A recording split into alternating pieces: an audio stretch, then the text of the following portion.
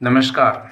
स्वामी मुक्तेश्वरानंद का जो विवाद हुआ है उसके बारे में आज का वीडियो है। अविमुक्ताचार्य महाराज हैं, वो विवादों में रहे हैं और ख़ास करके माघ मेला जो प्रयागराज में चल रहा है उसको लेकर के। स्वामी अमुक्तेश्वरानंद हैं, वो सरस्वती ज्योतिष विद्यापीठ शंकराचार्य घोषित किया गया है, जिसका मूल विवाद बहुत पुराना और गहरा है।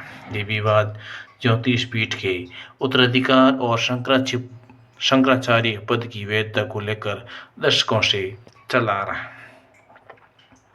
शुरुआत से बात की जाए तो 1980-90 के दशक में शंकराचार्य पद को लेकर विभिन्न गुटों में न्यायालयीन विवाद रहा। 12 सितंबर 2022 को स्वामी अविमुक्तेश्वरानंद का जो पट्टाभिषेक यानी कि कोरोनेशन हुआ, लेकिन सुप्रीम कोर्ट ने बाद में नए अभिषेक पर रोक लगा दी। कुछ प्रमुख अदालतों ने विवादित नियुक्तियों पर रोक लगा दी और वहीं उनके समर्थक कहते हैं कि सुप्रीम कोर्ट ने रोक केवल अभिषेक पर लगाई है, पद और नामांकन पर नहीं।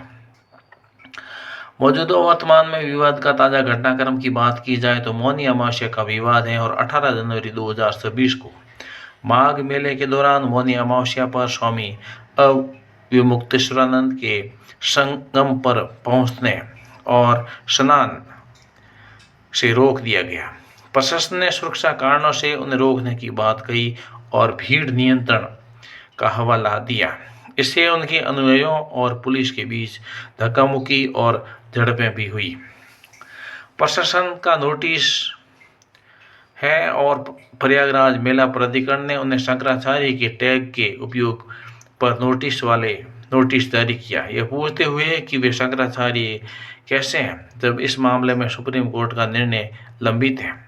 संस्थान ने 24 घंटे में जवाब देने को कहा, अन्यथा कार्रवाई का संकेत भी दिया।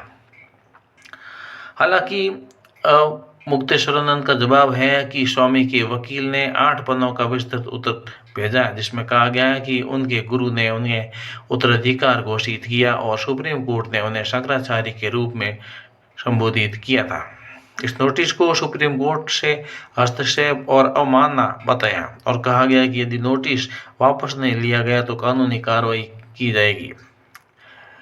सुरक्षा और माहौल की बात की जाए तो विवाद के बीच सीसीटीवी कैमरे और सुरक्षा व्यवस्था बढ़ाई गई ताकि किसी भी अप्रिय घटना को रोका जा सके और कुछ रिपोर्टों में यह भी कहा गया कि उनके जीवन को खतरा बताया जा रहा है। राजनीतिक और सामाजिक प्रतिक्रियाएं की बात की जाए तो राजनीतिक प्रतिक्रियाएं एवं कुछ राजनेताओं ने यूपी सरकार और मेला प्रशासन की आलोचना की, कहा कि संतों के साथ ऐसा व्यवहार स्वीकार्य नहीं है। राजनीतिक दलों ने इस मुद्दे को धार्मिक भावनाओं और चुनावी रणनीति से जोड़ गया। सामाजिक प्रतिक्रिया की बात की जाए तो महासभा और संत समुदाय में इस विवाद पर तीव्र प्रतिक्रिया आई। समर्थक और आलोचक दोनों पक्षों पर बवाल हुए और धर्म के नाम पर भी विभाजन के संकेत मिले।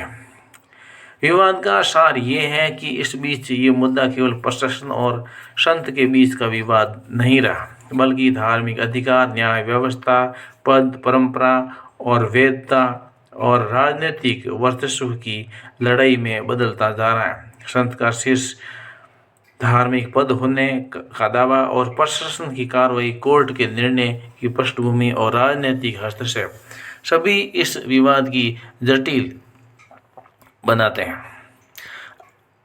क्योंकि शंकराचार्य ने जिस तरह से वो अपनी जो रथ हैं वो लेकर के संगम के तट पर के नज़दीक आए।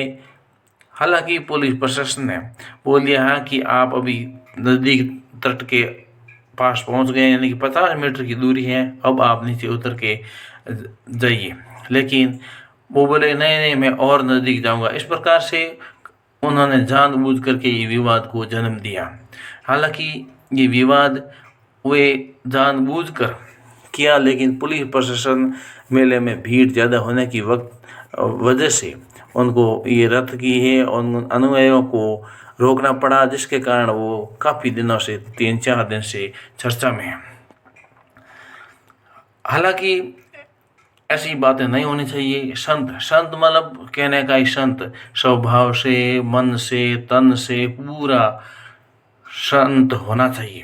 लेकिन वर्तमान में ऐसे संत जो स्वघोषित शंकराचार्य, हालांकि इन्होंने जो शंकराचार्य की जो पद है वो धारण किया है, वो भी लोग अवैध मान रहे हैं, जबकि वो बोल रहे हैं कि हमने हमारे गुरु ने भेंट किया है और उस दूसरे उन्होंने हमको शंकराचार्य की उपाधि दी है। शंकराचार्य खुद यानी स्वघोषित शंकराचार्य के रूप में, और ऐसे मेलों और प्रयाग जैसे माघ मेले में आकर के विवाह दे करके अपना नाम कमाना चाहते हैं, एक पब्लिसिटी करना चाहते हैं, ताकि लोग उनसे जुड़े और वो पब्लिक में और एक ऊंचा, क्योंकि जिसका प्रसार होता है और ये पब्लिसिटी जैसा होता है, एक फ्री में पब्लिसिटी हो जाता है। ऐसे हीरो लोग, हीरोइन लोग और कुछ नेता लोग और कुछ साधु संत करते हैं ताकि उनकी फ्री में पब्लिसिटी हो जाए और लोग उनको, उनके अनुयायी या उनके मानने वालों की संख्या बढ़ जाए, उनका नाम ऊंचा हो जाए